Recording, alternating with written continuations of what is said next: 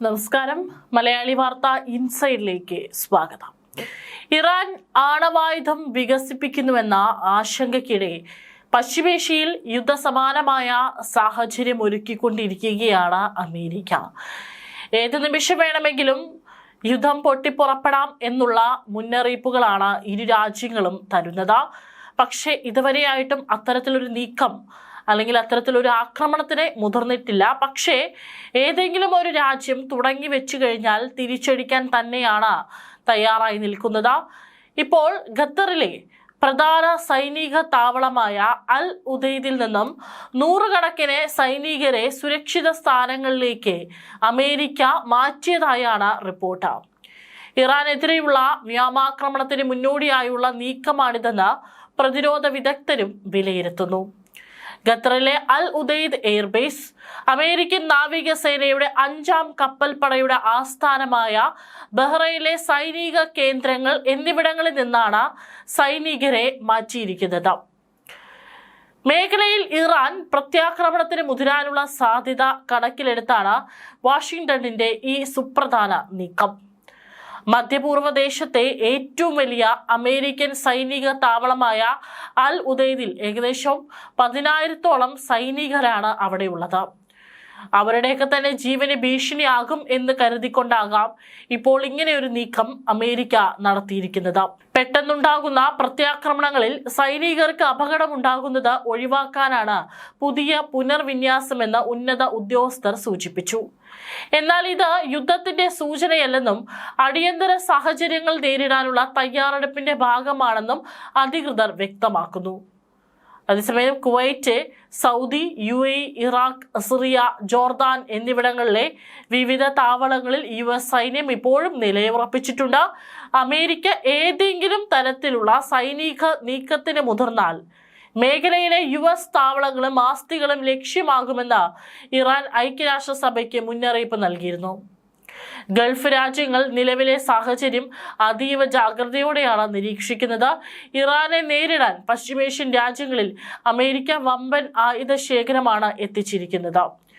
USS Gerald Ford, USS Abraham Lincoln എന്നീ വിമാനവാഹിനി കപ്പലുകളും അവയുടെ സ്ട്രൈക്ക് ഗ്രൂപ്പുകളും ഇറാൻ അതിർത്തിക്കടുത്ത് നിലയുറപ്പിച്ചു.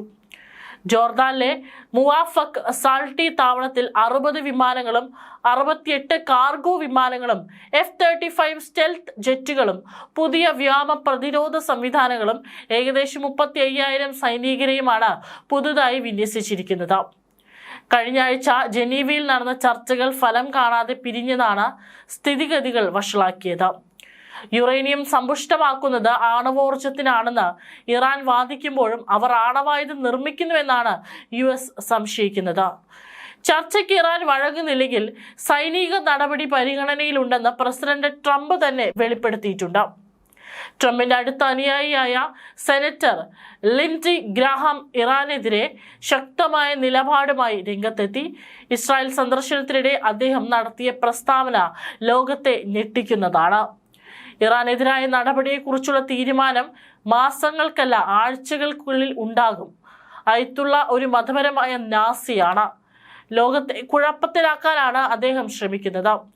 സൗദി കിരീടാവകാശി Muhammad bin Salman, UAE president Muhammad bin Zayed എന്നിവരുമായി കൂടിക്കാഴ്ച നടത്തിയ ശേഷമാണ് ഗ്രഹാം നിലപാട് വ്യക്തമാക്കിയത്. യുദ്ധഭീതി ഉയർന്നതോടെ ആഗോള വിപണിയിൽ എണ്ണവില കുതിച്ചുയരുകയാണ്. ലോകത്തിലെ എണ്ണ വിതരണത്തിന്റെ 20% കടന്നുപോകുന്ന ഹോർമുസ് കടലിടുക്കിന്റെ നിയന്ത്രണം ഇറാന്റെ കയ്യിലാണ്. US ആക്രമണമുണ്ടായാൽ ഈ പാത അടയ്ക്കുമെന്ന് ഇറാൻ ഭീഷണി മുഴക്കിയിട്ടുണ്ട്. ഇത് ആഗോള സാമ്പത്തിക രംഗത്തെ തകർക്കുമെന്ന ആശങ്കയും നിലനിൽക്കുന്നു. ഇറാൻ പരമോന്നത നേതാവ് അയത്തുള്ള അലി ഖമനേയിക്കെതിരെ പ്രതിഷേധവുമായി കൂടുതൽ വിദ്യാർത്ഥികളും തെരുവിലിറങ്ങുന്നുണ്ട്. ഇതും ഇറാനെ സംബന്ധിച്ച് ആശങ്കകൾക്ക് ഇടയാക്കുന്നു. ഖമേനിക്ക് മരണം സംഭവിക്കട്ടെ എന്നും വേഗം പണി തീർക്കൂ എന്നും മുദ്രാവാക്യം വിളിച്ച് ഷെരീഫ് യൂണിവേഴ്സിറ്റി ഓഫ് ടെക്നോളജിയിലെ വിദ്യാർത്ഥി പ്രതിഷേധിക്കുന്ന ദൃശ്യങ്ങളാണ് പുറത്തു വന്നിരിക്കുന്നത്. ഇറാൻ ഇന്റർനാഷണലിലൂടെയാണ് ഇത് പുറത്തുവിട്ടിരിക്കുന്നത്. അവിടെ നടന്ന സംഘർഷങ്ങളിൽ നിരവധി പേർക്ക് പരിക്കേറ്റു. രാജ്യവ്യാപകമായി നടന്ന ഭരണകൂട വിരുദ്ധ പ്രതിഷേധങ്ങളിൽ കൊല്ലപ്പെട്ടവരുടെ അനുസ്മരണത്തിനായി ഒത്തുകൂടിയവരായിരുന്നു ഇവർ. പ്രക്ഷോഭകരെ സംബന്ധിച്ച് ആണവ തർക്കത്തിൽ അമേരിക്ക ഇറാനുമായി ഒത്തുതീർപ്പിലെത്തുന്നതിൽ താല്പര്യമില്ല. ഇറാന്റെ മതഭരണകൂടത്തെ പുറത്താക്കാൻ അമേരിക്ക സഹായിക്കണമെന്നാണ് ആവശ്യം. ഇറാനുമായി തമ്മിൽ കരാറുണ്ടാക്കുന്നത് അനിശ്ചിതാവസ്ഥയിലായ സാഹചര്യത്തിൽ ഇറാന്റെ നേതാക്കളെ വകവരുത്തുന്ന നടപടിയിലേക്ക് അമേരിക്ക പോയേക്കുമെന്നും റിപ്പോർട്ട്. അമേരിക്കൻ താൽപര്യങ്ങൾക്ക് വഴങ്ങിയില്ലെങ്കിൽ ഖമേനിയെയും മകൻ മുജാബയെയും പുരോഹിത നേതൃത്വത്തിലെ പ്രമുഖരെയും വകവരുത്താനാണ് ട്രംപിന്റെ നീക്കമെന്നും അമേരിക്കൻ മാധ്യമമായ ആക്സിയോസിലാണ് റിപ്പോർട്ട് ചെയ്തത്. ഇറാൻ ഒരു തരത്തിലും അണുബോംബ് നിർമ്മിക്കില്ലെന്ന് ഉറപ്പു നൽകിയാൽ ആണവ സമ്പുഷ്ടീകരണം തുടരാൻ ട്രംപ് അനുവദിച്ചേക്കാം. എന്നാൽ വിപരീതമായി സംഭവിച്ചാൽ അമേരിക്ക ക്ഷമിക്കില്ല എന്ന് മുതിർന്ന അമേരിക്കൻ ഉദ്യോഗസ്ഥൻ വ്യക്തമാക്കി. മിഡിൽ ഈസ്റ്റിൽ 2003 ഇറാഖ് അധിനിവേശത്തിന് ശേഷമുള്ള ഏറ്റവും വലിയ സൈനിക വിന്യാസമാണ് അമേരിക്ക ഇപ്പോൾ നടത്തിക്കൊണ്ടിരിക്കുന്നു എന്നാണ് സൂചന. ഇറാന് പരമാവധി 15 ദിവസത്തെ സമയം അനുവദിച്ചിട്ടുണ്ടെന്നും അതിനിടെ കരാറുണ്ടാക്കിയില്ലെങ്കിൽ ആക്രമിക്കുമെന്നും ബോർഡ് ഓഫ് പീസ് സമ്മേളനത്തിൽ ട്രംപ് പറഞ്ഞിരുന്നു. ഇറാനെ ആക്രമിക്കാൻ സന്നദ്ധമാണെന്ന് US സൈന്യം വൈറ്റ് ഹൌസിനെ അറിയിച്ചതിനെ തുടർന്ന് പശ്ചിമേഷ്യയിൽ യുദ്ധഭീതി കനത്തിരിക്കുകയാണ്. US സൈനിക നടപടി ഉണ്ടായാൽ പശ്ചിമേഷ്യയിലെ അമേരിക്കയുടെ സൈനിക താവളങ്ങൾ ആക്രമിക്കുമെന്ന് UN ഇറാൻ സ്ഥാനപതി അമീർ സയ്യിദ് ഇറാവാനി പറഞ്ഞു.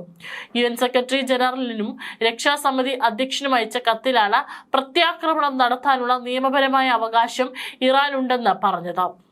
ഇറാനെ ആക്രമിക്കാൻ ഇന്ത്യൻ മഹാസമുദ്രത്തിലെ ഡീഗോ ഗാർഷ്യ ഉൾപ്പെടെയുള്ള ബ്രിട്ടന്റെ താവളങ്ങൾ US വേണ്ടി വന്നേക്കുമെന്ന ട്രംപിന്റെ സാമൂഹിക മാധ്യമ പോസ്റ്റും കത്തിൽ പരാമർശിച്ചു. US പ്രസിഡന്റിന്റെ ആക്രമണോത്സുക പ്രവർത്തനം വലിയ അപകടത്തിന്റെ സൂചനയാണെന്നും അതിന്റെ പ്രത്യാഘാതങ്ങൾ മേഖലയ്ക്ക് മാത്രമല്ല അന്താരാഷ്ട്ര സമാധാനത്തിനും സുരക്ഷയ്ക്കും ഭീഷണിയാണെന്നും ഇറാവാനി പറഞ്ഞു. സൈന്യത്തെ ഉപയോഗിച്ചുള്ള ഇത്തരം നിയമവിരുദ്ധ ഭീഷണികളെ തടയാൻ രക്ഷാസമിതിയോട് ആവശ്യപ്പെട്ടു. സമാധാനപരമായ ആണവ സമ്പുഷ്ടീകരണമാണ് ഇറാൻ കാക്ഷിക്കുന്നതെന്നും നയതന്ത്ര പരിഹാരങ്ങൾക്ക് സന്നദ്ധമാണെന്നും പറഞ്ഞു. അമേരിക്കയുടെ സഖ്യകക്ഷിയായ ഇസ്രായേലിന് നേരെ ഇറാൻ ആക്രമണം നടത്തിയാൽ ചിന്തിക്കാൻ പോലും ആകാത്ത തിരിച്ചടി അവർ നേരിടുമെന്നും പ്രധാനമന്ത്രി ബെഞ്ചമിൻ നെതന്യാഹുവും ഭീഷണി മുഴക്കി. സംഘർഷം രൂക്ഷമാകുന്ന പശ്ചാത്തലത്തിൽ ഇസ്രായേൽ സൈനികർക്ക് ജാഗ്രതാ നിർദ്ദേശം നൽകി. 2025 ജൂണിലെ ഇറാൻ ഇസ്രായേൽ യുദ്ധത്തിൽ കക്ഷി ചേർന്ന അമേരിക്ക ഇറാനെ ആക്രമിച്ചിരുന്നു. മറുപടിയായി ഖത്തറിലെ US അൽ ഉദൈദ വ്യോമതാവളത്തിലേക്ക് ഇറാൻ മിസൈലും അയച്ചു. അതുകൊണ്ടാണ് ഇപ്പോൾ എത്രയും വേഗത്തിൽ തന്നെ അൽ ഉദൈദയിൽ നിന്ന് സൈനികരെ നീക്കം ചെയ്യാനുള്ള നടപടികൾ അമേരിക്ക സ്വീകരിച്ചത്. ചൊവ്വാഴ്ച ജനീവയിൽ നടന്ന 2ാം വട്ട ചർച്ചയിലും കരട് രൂപരേഖ തയ്യാറാക്കാനും 3ാം വട്ട ചർച്ചയിൽ അന്തിമ കരാറിന് രൂപം നൽകാനും USഉം ഇറാനും തീരുമാനിച്ചിരുന്നു. ഇറാന്റെ ആണവായുധ അഭിലാഷങ്ങൾ തടയാനുള്ള സമ്മർദ്ദ തന്ത്രത്തിന്റെ ഭാഗമായി 2003 ഇറാഖ് യുദ്ധത്തിന് ശേഷമുള്ള ഏറ്റവും വലിയ സേനാ വിന്യാസമാണ് US പശ്ചിമേഷ്യയിൽ നടത്തിയിട്ടുള്ളത്. ഏറ്റവും വലിയ വിമാനവാഹിനി കപ്പലായ ജെറാൾഡ് ആർ ഫോർഡ് വെള്ളിയാഴ്ച മെഡിറ്ററേനിയനിലെത്തി. എബ്രഹാം ലിങ്കൺ എന്ന വിമാനവാഹിനി ഒരു മാസത്തോളമായി മേഖലയിലുണ്ട്. അതായത് ഏറ്റവും പ്രധാനപ്പെട്ട യുദ്ധ കപ്പലുകളൊക്കെ തന്നെ കൃത്യമായിട്ടുള്ള ഇടങ്ങളിൽ വിന്യസിച്ചിട്ടുണ്ട്. പക്ഷേ ഇതുവരെയായിട്ടും ഒരു ആക്രമണത്തിന് ഒരു രാജ്യവും മുതിർന്നിട്ടില്ല ആദ്യം. പക്ഷേ ഇരു രാജ്യങ്ങളും എല്ലാ തയ്യാറെടുപ്പുകളും പൂർത്തിയാക്കി.